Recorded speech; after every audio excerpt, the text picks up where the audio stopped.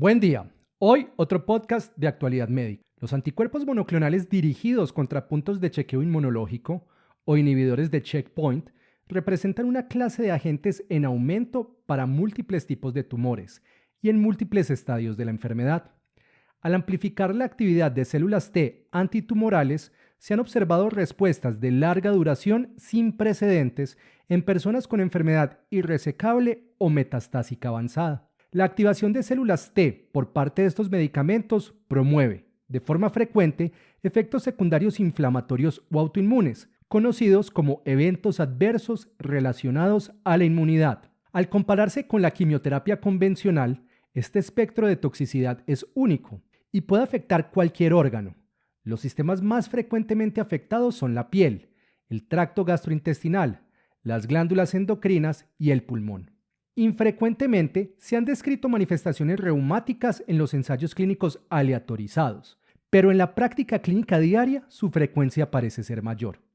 Por lo anterior, se hace fundamental que los reumatólogos participen de forma activa, en conjunto con oncología, para brindar un manejo centrado en el paciente, cuando se presenten estos casos, para mejorar los desenlaces de los eventos adversos relacionados con inmunidad y manifestaciones reumáticas. Los principios que rigen estas recomendaciones de manejo son: primero, los eventos adversos relacionados a inmunidad reumáticos y musculoesqueléticos pueden ocurrir en pacientes con cáncer que reciben inmunoterapia con inhibidores de checkpoint. Se han reportado prevalencias entre 1.5 a 22%, sugiriendo un subregistro de estos eventos. Esto se puede explicar en parte a la definición heterogénea de los eventos adversos relacionados a inmunidad, con reportaje exclusivo de eventos graves o frecuentes, o separando las manifestaciones musculoesqueléticas de las reumáticas. Segundo, el manejo de los eventos adversos relacionados con inmunidad, con manifestaciones reumáticas o musculoesqueléticas,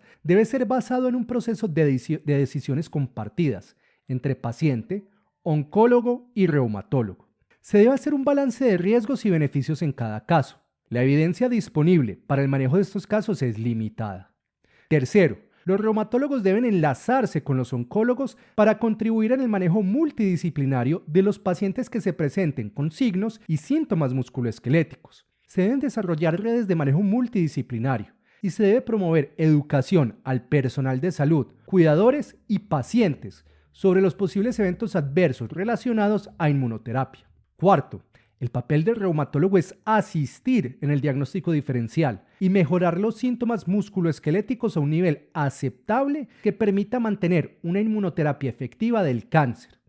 El diagnóstico diferencial es un proceso complejo en estos casos. Los síntomas pueden ser explicados por progresión tumoral, síndromes paraneoplásicos, eventos no reumáticos como infecciones y la misma medicación.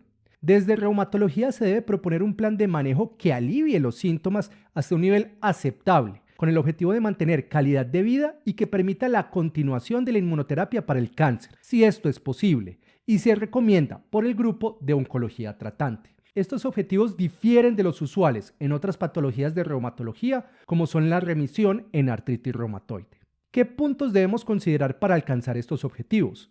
Primero, se debe estar atento al espectro amplio de presentaciones clínicas de estos eventos adversos relacionados con inmunidad y que no siempre cumplen criterios de clasificación tradicionales de enfermedades reumáticas. Artralgias y mialgias son los reportados más frecuentemente en ensayos clínicos. Las series de casos y reportes de casos han capturado un espectro más amplio de manifestaciones, como síndromes polimiálgicos, artropatías inflamatorias como artralgias, monoartritis, oligoartritis o poliartritis, artritis psoriásica, RS3PE, tenosinovitis, entesitis, entre otros. Ha llamado la atención que, usualmente, las artropatías inflamatorias en estos casos tienen una baja prevalencia de factor reumatoide y anti-CCP, pero una alta frecuencia de anticuerpos antinucleares, aunque en títulos bajos. Los reactantes de fase aguda pueden ser normales, aún en síndromes polimiálgicos. Se ha reportado incluso crisis de pseudogota luego de infusiones con nivolumab. Los síndromes polimiálgicos usualmente aparecen luego de una exposición media de 60 días, mientras que las artritis tienen una media de 120 días.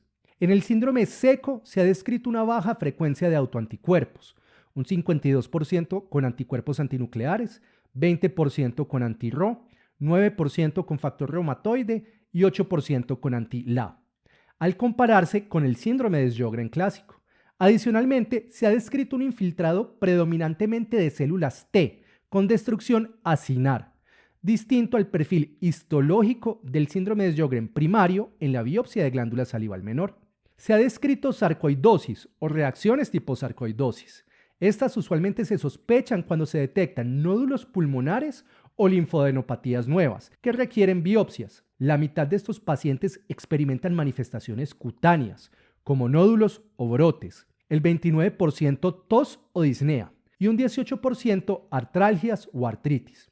La uveitis, parotiditis, hipercalcemia y los síntomas neurológicos son raros. Se han reportado algunos casos de esclerosis sistémica o reacciones similares a la esclerodermia, todos con engrosamiento cutáneo y, de forma infrecuente, con fenómeno de Raynaud. Existen casos reportados de reacciones cutáneas similares a lupus, artropatía de Charcot y nefritis similar a nefritis lúpica. Se han reportado vasculitis de todos los tamaños de vasos con manifestaciones clínicas diversas, incluyendo púrpura, necrosis digital, artralgias, artritis, mialgias, fiebre, fatiga y dolor abdominal. La positividad para anticuerpos ha sido infrecuente. Ha llamado la atención que la arteritis temporal parece tener un gran reporte en pacientes con monoterapia con ipilimumab. Se ha descrito de forma reciente pérdida rápida de densidad mineral ósea que lleva a múltiples fracturas. Segundo, se debe estimular una rápida interconsulta a reumatología por parte de oncología cuando existan signos y síntomas musculoesqueléticos que se sospechen sean por la inmunoterapia, y los reumatólogos deben proveer un acceso facilitado para este tipo de paciente. Una de las limitantes para facilitar este proceso es que las recomendaciones de manejo basadas en gravedad o grado de evento adverso relacionado a inmunidad recomendaban la remisión a reumatología solo en caso de síntomas graves que no respondían a glucocorticoides. Grado 3 de la versión 5 criterios de terminología común para eventos adversos. Posteriormente esto se modificó para proponer una remisión tan pronto hubiera dolor asociada a signos de inflamación, o sea, grado 2. Desafortunadamente los reumatólogos no están familiarizados con esta terminología y la graduación de la misma no refleja de forma adecuada el espectro o la gravedad de las manifestaciones reumáticas o inmunes sistémicas. Por lo anterior, en estas recomendaciones EULAR no se utiliza esta terminología. La remisión no debería basarse en esta clasificación de gravedad de manifestaciones, sino que se debería recomendar una valoración pronta al aparecer los síntomas, idealmente antes de iniciar los glucocorticoides.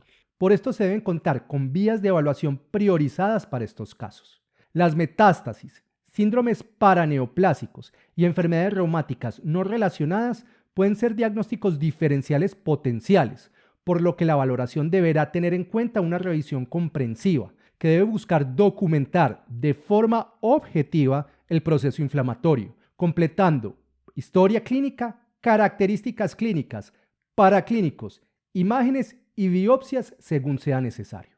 En caso de ineficacia del manejo sintomático y dependiendo de la gravedad, se debe considerar el uso de glucocorticoides sistémicos. El régimen de dosis y la ruta de administración se debe definir de acuerdo a la entidad clínica y la actividad de esta.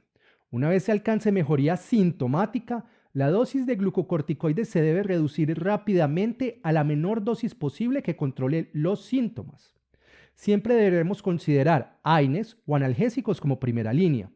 Considerar infiltraciones y estudio de líquido sinovial en caso de oligo o monoartritis. Se ha reportado uso de esteroides sistémicos en un 76% de los pacientes con artritis, con una dosis media de 20 miligramos día, en 57% de síndrome Zika, con una dosis media de 40 miligramos día, 76% de los pacientes con vasculitis, con una dosis media de 60 miligramos día, 45% de los pacientes con sarcoidosis, con una dosis media inicial de 55 miligramos día, y un 100% para pacientes con esclerodermia, con una dosis inicial de 1 miligramo por kilo, y 31% de los pacientes con lupus.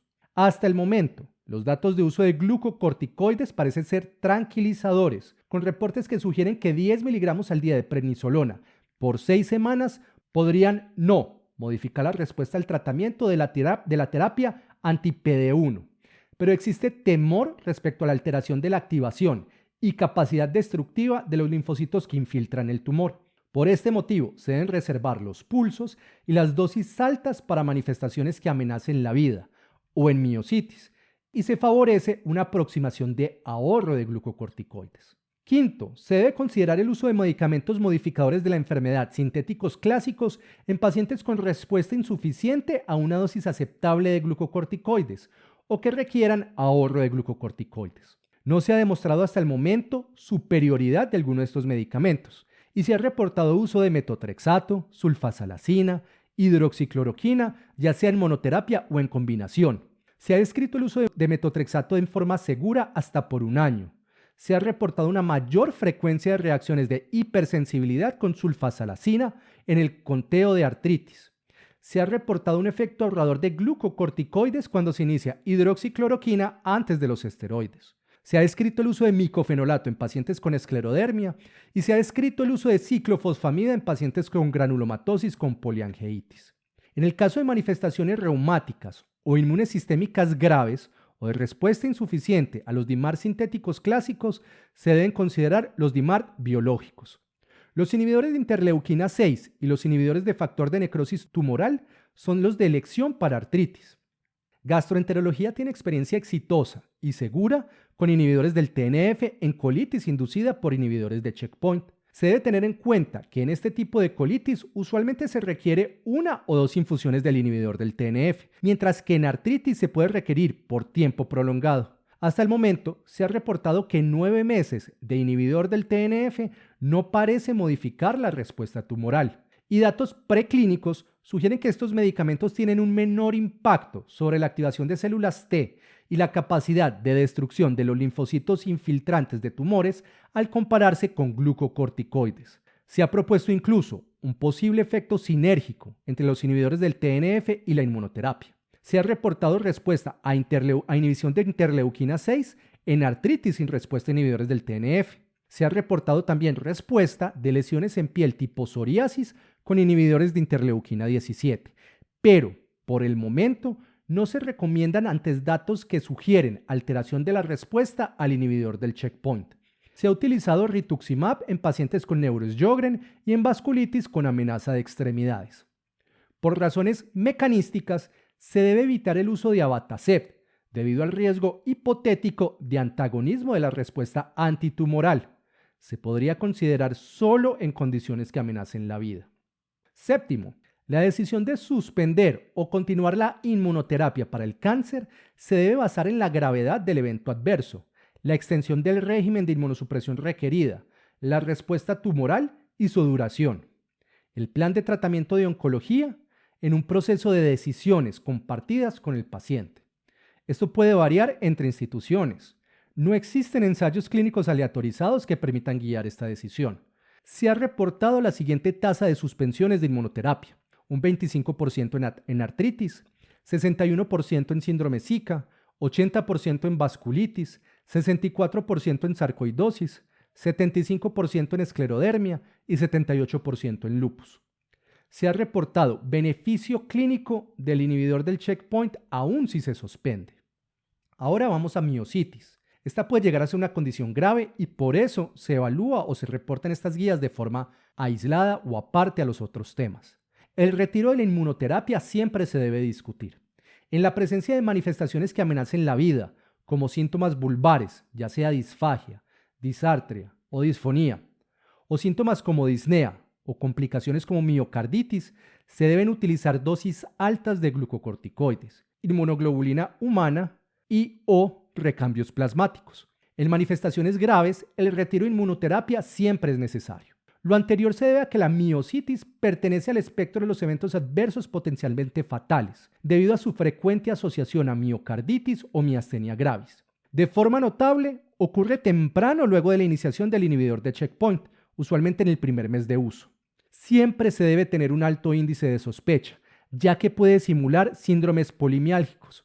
La CPK usualmente está elevada, con medianas de 2.650. La ptosis y la diplopia no son infrecuentes y se pueden asociar a miastenia gravis. Siempre se debe buscar la presencia